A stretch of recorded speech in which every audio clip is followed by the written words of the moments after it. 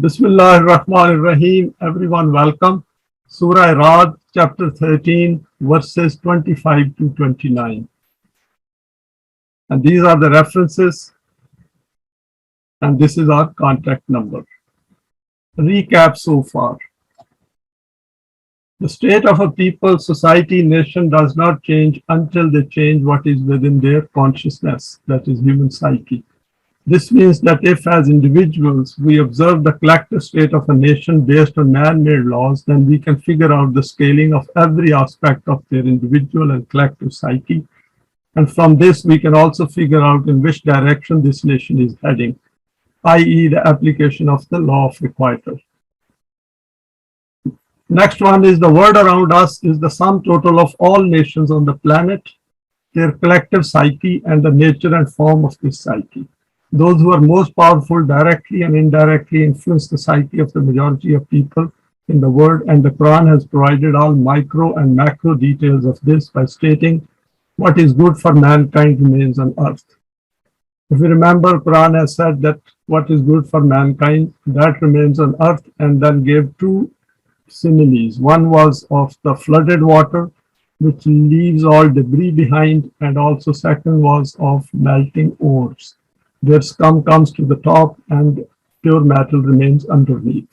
So if human beings make an effort, then we can bring change in the world, i.e. evaluate our world and see how much good there is for the whole of mankind as one unit.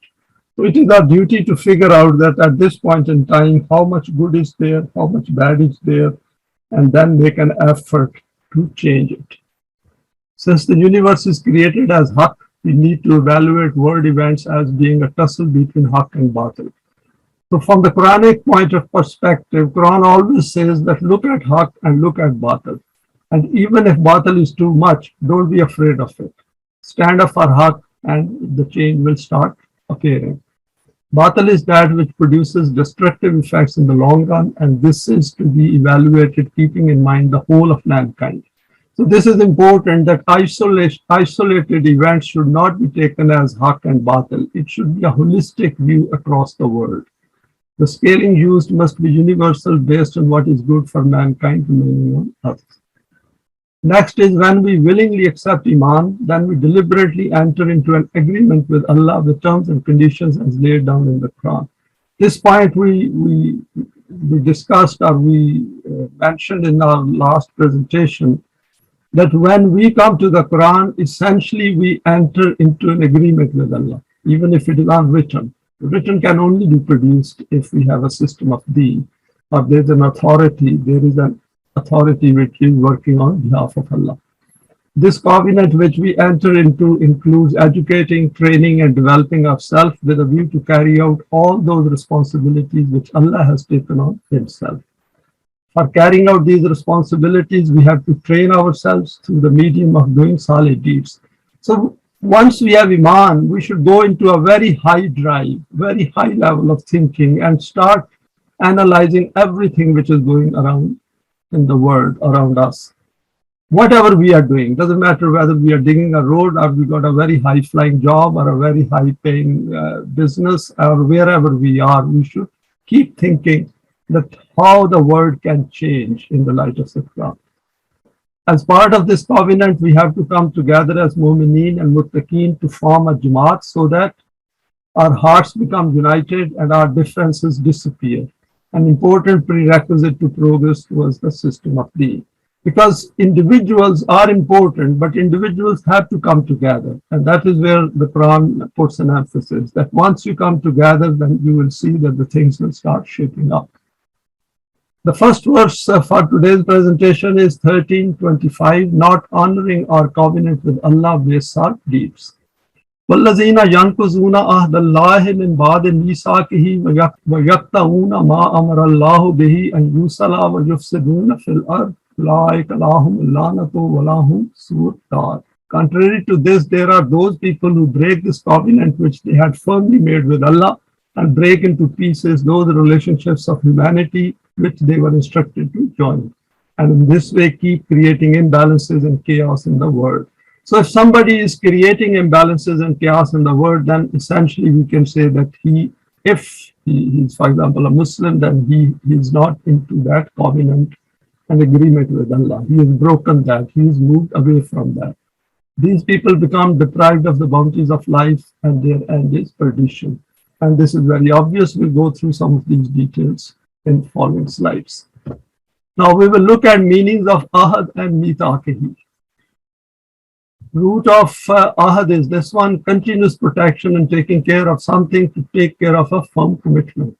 Can also mean giving command, taking commitment and promise, and instructing to live up to it. So this includes that once we make a commitment with Allah, then we have to live up to it. We have to be very conscious of it. Responsibility and trust also form part of it. It can also mean to know someone or to meet someone. In relation to Allah, it means to fulfill our commitments made towards Him, and He will in turn fulfill His commitments as outlined in the Quran. For example, just look at the verse 241. It is in relation to Bani Israel. It also means loyalty. Of course, when we make an agreement, then we have to have some kind of a loyalty towards the system of deen, towards Allah. Root of mithaq is that rope, chain, or tie with which something is tied. See, there is a more concreteness over here. Previously, it was a commitment, it was an agreement, and now that has become stronger. Something which has become established and strong, that commitment which cannot break down. The Quran has stated, فَقَدْ اسْتَمْسَكَ بِالْعُرْوَةِ الْوُثْقَى لَا انْفِصَامَ لَهَا, that whoever held on to this commitment, this covenant, this is one which is not going to break up. Firm commitment, solid promise, have trust in someone, consider someone trustworthy, and its derivatives are getting a trustworthy commitment, so much further trusting it to last a whole year. So there is an element of rububiyyat here. It could be a commitment and promise which is based on a formal, solemn oath. Significance of living up to our covenant with Allah. Now, I've jotted down some points which I thought are relevant. After inviting our attention to the covenant which we make with Allah voluntarily, here the Quran has reminded us that this agreement which we make should never be broken, because this is the agreement with the Creator of the heavens and of human beings, and all those promises which Allah has made towards mu'mineen. So we should look forward to doing those responsibilities so that those promises are fulfilled from the side of Allah. Rather, it should be strengthened by rational thinking through it. And we need a lot of rational thinking, a lot of reasoning, and a lot of patience, a lot of resoluteness and steadfastness. It should become strengthened by taking it from Allazina yufuna bi ahdillahi wa la yanquzuna al-mithaq. So from ahad to mithaq, making it very firm. Once we are on this straight path, then we make it firm and formal by agreeing to its finest details, i.e. accepting the whole of the Quran as one complete constitution of deen. So this is something which we should keep it in mind, that part of this commitment is based on what is given in the Quran. Understanding the finer aspects of our commitment with Allah is part of agreeing to have Iman, otherwise the Quran becomes meaningless. If this point is not picked up, then we merely recite it and ourselves does not benefit from its core guidance. Next is the Quran has drawn our attention to the seriousness of its guidance and to not take its values lightly. And that is why Quran says, وَيَقْتَعُونَ مَا أَمْرَ اللَّهُ بِهِ أَنْ يُوصَلَ, that we cannot go against it, we cannot move away, we cannot transgress, because it has serious consequences for us and the world. And because if we are contributing and making an effort to do good in the world, then if we move away from that, that means that good will not happen, that will not occur, and as a result, the imbalances will increase. Here, attention has been drawn to the evidence-based fact that if we let things take a wrong turn, then this will lead to yufsiduna fil ard. If this happens, then lohumul lanato, then of course we cannot benefit from the prosperities and successes which are included, which are implicit in following the Quran. We will turn our life into a living hell, and we can see that hell around us. There are plenty of glimpses in every part of the world. We will not benefit from our efforts optimally in this life, and our life will not develop on correct line. The cognitive side of this covenant will be the hallmark of the system of being, and proper education, training, and self-development will take place at all levels of the society involved in the being. Of course, all systems, as we have discussed before, they start somewhere. Some individuals have to take a lead. Those individuals, as long as they keep making an effort, others will join in, and as a result, gradually the Jamaat forms, and then things will take some kind of a positive direction.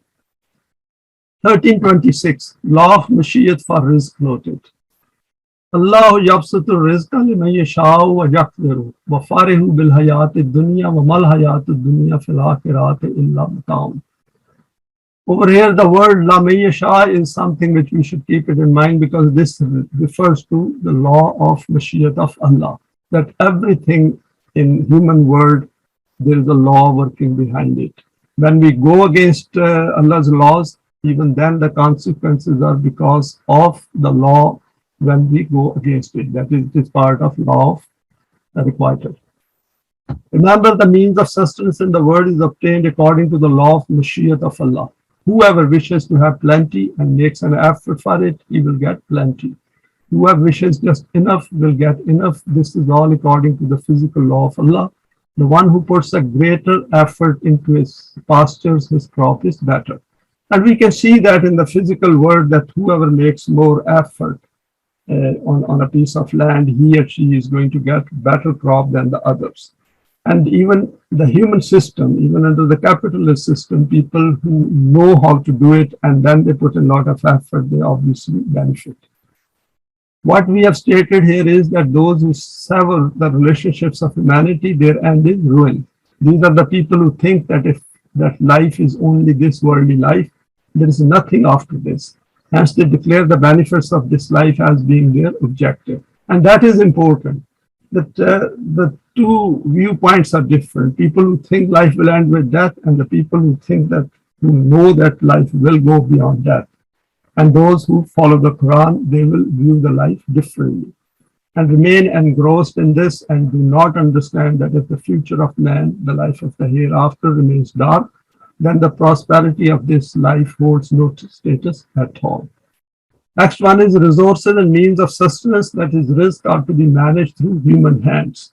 A lot of these verses which have appeared in the Quran where Mayasha has appeared, this has been translated as if Allah does whatever he likes, and these give an impression as if Allah is a dictator and he's very whimsical, he makes decisions on a spur of a moment. And we, the students of the Quran, we know that is not the case. Everything follows laws. It is a misconception of those who think Allah provides rizq directly to human beings. This is a big mistake. A lot of people make that who haven't really studied the Quran properly. Hence, all the poverty and deprivation is meant to be like this. So they think that whatever is existing in the world, it is because Allah wishes it to be like that. I.e., Allah means this world to be like this. For example, by giving more to someone, He's testing them, and by giving less to others, He's also testing them. Human beings are a funny creation. We justify everything. We see a lot of injustice being done around us because we don't want to stand up against injustice. So we justify it and then keep quiet and say, oh, let's leave it to Allah. He will sort it out. This kind of thinking is mostly of those who are holding on to the excess, being the beneficiaries of the man-made system. And I've seen that it is normally those who are rich and powerful, they talk of those things. Those who are poor, they look towards others for solving their problems. And that is where the difference comes in. Many of them accuse Allah of being unjust, and some go to the extent of totally rejecting the existence of Allah. Of course, this is to their own laws. Particularly in the West, they say that when somebody mentions about God or they mention about religion, they immediately say there is no God, because if there was God, there wouldn't have been any injustice in the world. And when we point out to them that this injustice is done by human beings, they turn their faces away and move away. With such a mentality, one can never ever come to the Quran, and for them, this life ends with death. Hence, no further development in the hereafter. When people talk like that, that means they don't need the Quran. So there's no point in wasting any more time with them. Wherever in the Quran, liman yasha'u appears or similar expressions, this means the law of Mashiach of Allah. So we need to understand what law is applicable at that point in time, and to which Quran is pointing our attention.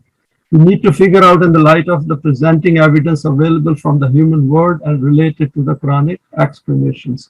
If Allah is responsible for the distribution of risk directly, then why there are suggestions like, so we should look at the Quran, that when people make that kind of a translation, I don't know how they look at these verses where Quran says, وَمِمَّا رَزَقْنَاهُمْ يُنْفِقُونَ, and according to their translation, they say spend from the risk which Allah has given them.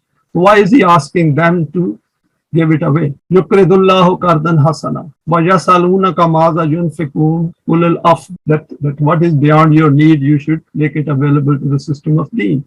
وَالَّذِينَ فِي أَمْوَالِهِمْ حَقٌّ مَعْلُومٌ, that these are the people in whose wealth and possessions there is a known right for those who do not have this, who are treated unjustly in the society. So the whole Quran from beginning to end is inviting us to remove imbalances from the human world by establishing deen. Understanding the Quranic system of sustenance, that is rububiyyat, holds the key to our self-development. If we fail to come to grips with this fully, then essentially we have missed the opportunity of reaching that eminence and elevation in this life to which the Quran refers as وَلَكِنَّ الْبِرَّ مَنْ آمَنَ بِاللَّهِ وَالْيَوْمِ الْآخِرِ. Remember that in verse 177 of Surah Al-Baqarah, Quran says that this is what it means to have Iman. This is how you will get there. There is that level of human consciousness where we come to grips with the whole reality of our creation and its higher purpose in this life, in the life, and in the life of the hereafter. Now going over to verse 1327, وَيَقُولُ الَّذِينَ كَفَرُوا لَوْلَا أُنزِلَ عَلَيْهِ آيَاتٌ مِّن رَبِّهِ قُلْ إِنَّ اللَّهَ يُضِلُّ مَن يَشَاءُ وَيَهْدِي إِلَيْهِ مَن أَنَابَ. So over here again, مَن يَشَاءُ has appeared as a term. Now let us return to the same objection which has been mentioned earlier. These people who have no Iman in the truth of this code of life say, why has this messenger not received any tangible sign or a miracle from his Rabb? So human beings want some kind of a miracle taking place. Not everyone, but some who are not very rational and are not using their intellect. Say to them that the law of Allah is that it has been left to the choice and intent of man whether to go on the right or the wrong path. Therefore, whoever wishes to tread on the wrong path, the law of Allah will allow him to tread on the wrong path. It will not forcibly turn him away from that path and bring him to the right path. So Quran says that it is not a question of presenting any miracles. The issue over here is that you have been provided with intellect, you have been given choice and intent, and you have emotions, desires. And now it is up to you, how do you use them? The word is created in a way so that you can make use of your rational side, reason it, and then develop your thinking. And you should understand the higher purpose of your life. So those who look for miracles are the ones who are not willing to use the rational side of their intellect. And whichever individual approaches the right path, the law of Allah will allow him to walk on the right path. This is the reason that the invitation to Allah is presented through reason and evidence, so that every individual accepts it with the full satisfaction of his heart. Very important, we should be fully satisfied with the path on which we are moving. Our heart and mind is accepting it. There is no kind of compulsion on him, neither physical nor psychological, because then we do not benefit from the Quran. And if we do not benefit, then ourselves will not develop on those correct lines where we can make changes in the world. Because then doubts and suspicions come into our mind, and doubts and suspicions are viruses and bacteria of our thinking. Demand for signs or miracles. Now I have put down some comments here. The Quran's addresses the human intellect and its potential to accept through reasoning when it declared emphatically, لا إكراه في الدين قد تبين الرشد من الغي فمن يكفر بالطاغوت ويؤمن بالله. This is a verse from Surah Al-Baqarah 256. The Quran has declared emphatically that make a choice by thinking through it and under no compulsion, neither internal compulsion nor from outer side. Don't think that it has to be done. No, you don't have to do it. Make a choice to come to this path when you're ready for it. It pointed to man that he needs to grow out of all kinds of false beliefs and recognize his true status as a human being possessing choice and intent. Because that is where the freedom lies. That is where the understanding of the freedom lies in the world. That is where we understand that no human being has the right to subjugate another human being and force him to make choices according to the man-made laws. Any kind of external coercion or compulsion and internal desire not guided by Wahi will never bring out the latent potentials kept in him, which are required to make him aware of his own best potentials to be manifested in the outer world. So this is the point for us, that when we are making Quran, we are trying to make it others to understand it, we should point to them that the potentials which they have, the latent abilities which they have, will not come out unless they come to the Quran. And this is an exciting part of our life. If this does not take place, then essentially he will create a world full of fear and huzn. And if those potentials do not come out through divine attributes and following the permanent values, then fear and huzn will always exist in the world. So those people who are thinking on these lines like us, then we have to understand it, that our best should come out by using the Quran.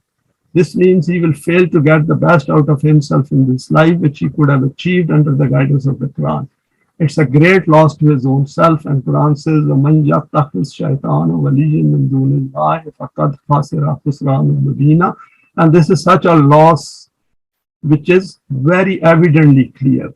And we who have come to this path, we can understand that what kind of a loss the others are suffering who haven't come to the Quran yet.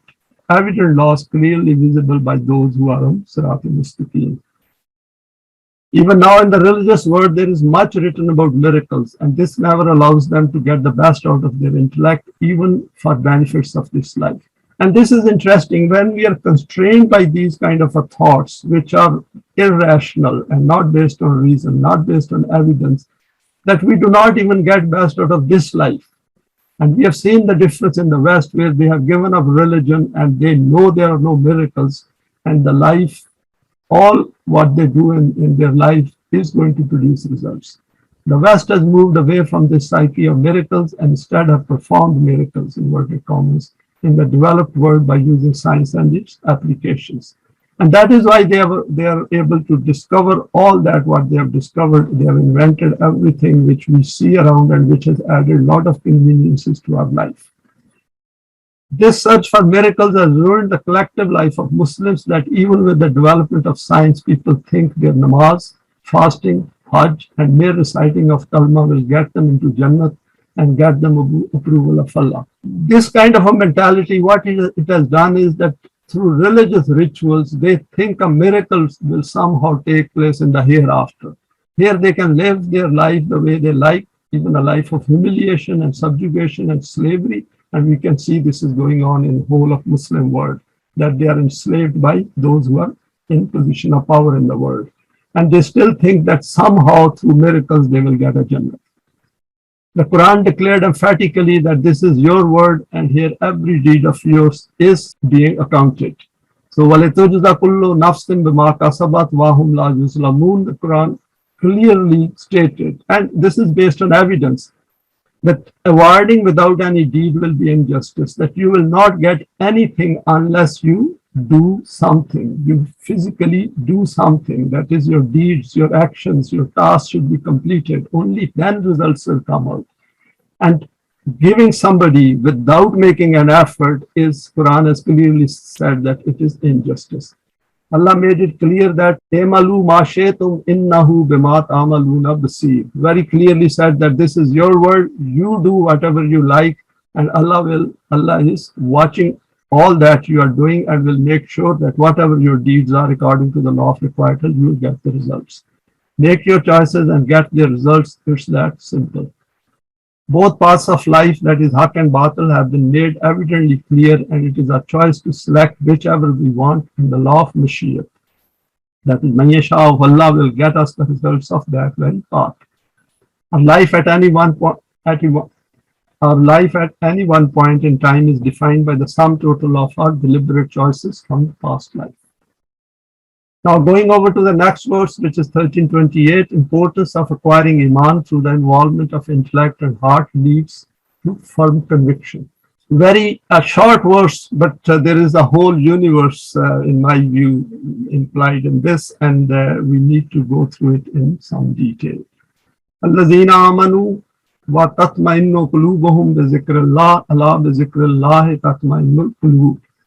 And in the religious domain, people take the emotive side of it and they think that by doing some kind of a tasbih, it gives them some contentment of heart. And I've tried to look at it in slightly more detail. Only this is the law of Allah, this is dhikr, due to which conviction of the heart and mind can be achieved. And without this kind of conviction, the question of Iman does not even arise. Iman is only theirs who accept the truth willingly with the full conviction of their heart and mind. Here again, let us listen to it again, please. True contentment of the heart can be achieved through the law of Allah, that is the dhikr, which has been noted above, i.e. that there should be no kind of question on the choice and intent of man, and he should acknowledge truth willingly. Because the moment we make our own choices and then we see those choices succeeding, just think how much confidence, how much trust it gives us, provides us in the laws of Allah. Now, complete Quran is dhikrullah. We need to keep reminding ourselves. I've included here a few verses. First one, we have gone through it previously as well. لَقَدْ أَنزَلْنَا عَلَيْكُمْ كِتَابًا فِيهِ ذِكْرُكُمْ أَفَلَا تَعْقِلُونَ. So whole of the Quran is our zikr. So we can call it dhikrullah, but it is a zikr for us. Tell them that according to this program, we have sent this code of laws in which is concealed the secret of your own eminence and advancement. If you try to understand it by using your intellect and reasoning, then this reality will become evident to you that this code of laws is provided to bestow on you elevation and success. From this, there is no benefit to Allah. So that is the way we should view the Quran, that it is for me, it is for us, it is for Jamaat-e-Mu'mineen, it is for the system of Deen, it is here to alleviate and remove khawf and huzn from the world. وَالَّذِينَ إِذَا ذُكِّرُوا بِآيَاتِ رَبِّهِمْ لَمْ يَخِرُّوا عَلَيْهَا سُمًّا وَعُمْيَانًا. Wonderful verse where Quran has pointed our attention to this fact that even in the Quran, once you are looking into it, even if you have got Iman, you should never ever accept anything unless your mind, your rational side of your mind and reasoning accepts it. And if you do not understand it, keep making effort till the things become clear on you. These people do not follow the flow of their emotions, but take every step after careful and deliberate choice. Even when the laws of Allah are presented before them, they never do this. That by ignoring knowledge and insight and intellect and reasoning, bow down before these by following their emotions. Wonderful, the Quran has made it very clear that we should never ever be subjected to any pressure to accept anything.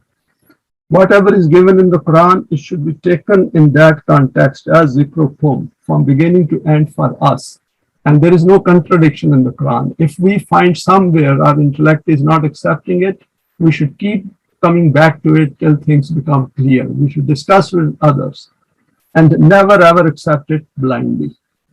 They do not accept these by becoming deaf and blind. They accept these after thinking through them. It is apparent that if these people do not act without thinking and reasoning about the laws of Allah, how can they act on other matters of life without using their intellect and reasoning?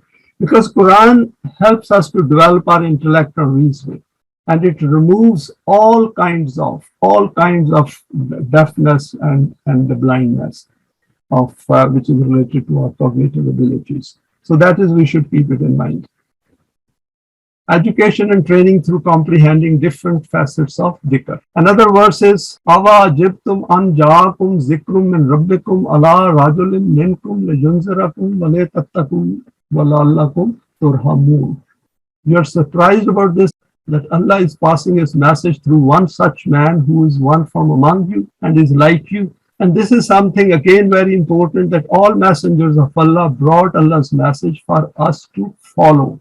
So over here, if we start thinking that they were superhuman, then that thing will go into our subconsciousness and we will never be able to give our best to the Quran. And this is important for us to understand, that all human beings are equal in the eyes of Allah, and this book, this revelation is for all of us for all times, so that he can warn you regarding the destructive consequences of the disobedience of this, and you can be protected from these destructions, and you obtain the means of nourishment that is rahmat for yourself. Next verse is وَمَا تَسْأَلُهُمْ عَلَيْهِ مِنْ أَجْرٍ إِنْ هُوَ إِلَّا ذِكْرٌ لِلْعَالَمِينَ. You do not ask any return from them for this. And we also, whoever have come to the Quran, all of us, we don't ask for any reward, whether it is monetary or any other, not even a thank you, because we want people to benefit the way we have benefited. And in that benefit, what we get is in turn, we are moving towards the system of deen. You are expending so much effort for their good without reward in return. This is surely a guidance and message for the whole of mankind for all times. So it is, the Quran is Zikrul Alameen for all times and for the eminence of the whole of humanity. إنما المؤمنون الذين إذا ذكر الله وجلت قلوبهم وإذا تليت عليهم آياته زادتهم إيمانا وعلى ربهم يتوكلون. This is the attribute of Mu'mineen, that when the collective concept of the laws of Allah appear before them, their hearts tremble at the thought of the destruction which accompanies disobedience to these. And when the details of these laws appear before them, then with the thought of joyful outcomes, their Iman is enhanced, and they have complete trust in the guidance of their Rabb that it will never ever let them down. Over here, there are a couple of things which are important for us, because Quran has a cognitive side all the time, because it affects our cognition, our thinking, our emotions, our intellect, our desires. So once we come to it and we achieve a certain level of self-development, then of course it has very profound impact on us.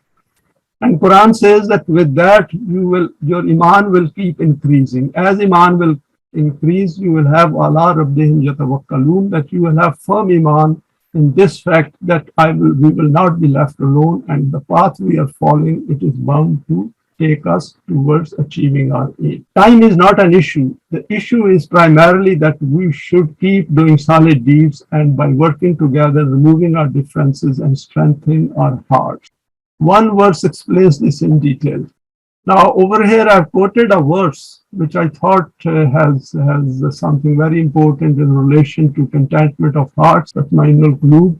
فَضَرَبَ اللَّهُ مَثَلًا قَرْيَةً كَانَتْ آمِنَةً مُطْمَئِنَّةً يَأْتِيهَا رِزْقُهَا رَغَدًا مِنْ كُلِّ مَكَانٍ فَكَفَرَتْ بِأَنْعُمِ اللَّهِ فَأَذَاقَهَا اللَّهُ لِبَاسَ الْجُوعِ وَالْخَوْفِ بِمَا كَانُوا يَصْنَعُونَ. Why and when these kinds of destructions appear to nations, comprehended through an example, that why these happen and when these happen, we should look at this example. Quran has given this simile. There was a township which enjoyed peace from external dangers and contentment from internal strife. The means of sustenance was becoming attracted towards it from all directions. Its inhabitants were prosperous and with all their needs met, but they displayed ingratitude towards these name of Allah. The rich and powerful started hoarding and hiding these among them and displaying kufr. Next is the consequence of this was that the azab of hunger and fear became imposed on them like a garment, that is like covering the whole of body. So it went through the whole of this inhabitation, because they went against the laws of Allah. So all that peace disappeared. In place of prosperity, scarcity descended, and their peace turned into vulnerabilities. This all was brought about by their own hands. And that is important, that they did it to themselves. Nobody from outside did it to them. Allah does not stop his ni'mah, but they established a wrong system, and this was its outcome. This verse sums up the consequence of what is stated in 13:11, that is, إِنَّ اللَّهَ لَا يُغَيِّرُ مَا بِقَوْمٍ حَتَّى يُغَيِّرُوا مَا بِأَنفُسِهِمْ. And this is important when we are also passing on the message to others. We should try to tell them that this is how they should try to understand the Quran, that it is evidence-based, and what is happening around us is exactly what the Quran has warned us against. Peace and security is linked to the human psyche and its manifestations. Next is the beauty of the functioning of the law of requital is that it provides us with the conviction that nothing can escape its reach. For example, in today's world, we can easily see the trends of events in each nation and the overall direction of the world. This expands the horizon of our consciousness, which in turn helps us to stay motivated and continue our efforts on Sirat al-Mustaqim. At this point in time, as we have mentioned previously as well, that the law of requital is in an exponential state and the events are moving a bit on higher rate. So we should feel excited that the law is working. And as we are excited that law is working, we should also keep making our full efforts and put our foot on the throttle to the maximum so that we can learn as much of the Quran as possible and make it part of ourselves. Now, analysis of verse 1328, what is noted in the verse needs to be considered with the whole of the Quranic perspective in mind. It is not about acquiring some kind of emotive contentment which people refer to after performing religious rituals. It has nothing to do with religious rituals. This verse is precisely explaining what Zikrullah means, and that is Zikrukum or Zikr. This is an evidence-based understanding and outcome supported by the criteria detailed in the Quran. The Quran laid down some basics about its guidance, which include freedom from fear and huzn, removal of differences, uniting of hearts, change in our psyche supported by the understanding of the permanent values, and manifestation of the divine attributes, clear comprehension of the terms of salat and zakat, we all know it, outline of the system of deen, including all those responsibilities which Allah has asked us to carry out in the world, complete understanding of the law of mukafat, that is requital, including its functioning, and never to support batil in any way. And there's a lot more to it, and this is which I thought I should put it down just as a reminder. It also means that we have a self which meets the needs of the system of deen, and we can also explain to others all its facets in their finest details if possible. To draw their attention to the significance of being human and the need to free ourselves from the slavery of the man-made systems, being able to relate to other human beings is part of this understanding. We are able to acquire that vision of deen in which we can figure out the finer aspects of our own psyche, which is required to change the outer world around us. Through our free volition, we become aware of the injustices and inequities of the world and strongly wish to remain alive to the issue of human misery created deliberately by man-made systems. This feeling and state of the self will lead to some stress. It does create stress as well. There is no doubt in the present day world, we all feel stressed and concern within us. But this is part and parcel of acquiring a higher consciousness in order to remain focused on this thought. Unless we are concerned about something, unless we are aware of it, unless we have some kind of a deep down consciousness about it, we cannot get things done. If we relax about our commitment, we'll forget it. Contentment, inverted commas, here will come from two facts. First, recognizing the problems created by man-made systems, and second, knowing in detail the solution presented by the Quran, and which is Dhikr Allah, and having the collective Iman that this will be done through Allah's help. Now the next verse is 1329. The recipe of Iman and Salih deeds is reiterated. Allazina amanu wa amilu salihati tuba lahum wa husnu ma. Those people who accept Iman in this way and then do such works according to the program defined by Allah, due to which the potentials of their self become awakened and the disorganized affairs of humanity become resolved. And this is called Tuba. And that is through Tuba that those get resolved. For them, there are all kinds of prosperities and a very balanced and beautiful abode of nourishment. Now over here, what I've done is, because this is an important word here, this Tuba, and the root is given here. And if you remember, there one of the derivatives is tayyib, such a thing with which human senses feel pleasure as well as human self. This means every one of those things which is likable in seeing, listening, smell, and also in eating. And together with this, the human self also has a pleasant feeling. See how Quran has beautifully concluded in one word the result or the consequences of Amanu and Amilu Salihati, that you will be able to see, to acquire the finest feelings towards other human beings through Iman and Amal Salih. That is how you will understand that what a beautiful creation human being is. And those feelings we can only learn by helping others, by coming closer to them. That is where the higher purpose of life comes before us. That is where once we acquire that kind of an outlook, we will never give up because we know Allah is on our side.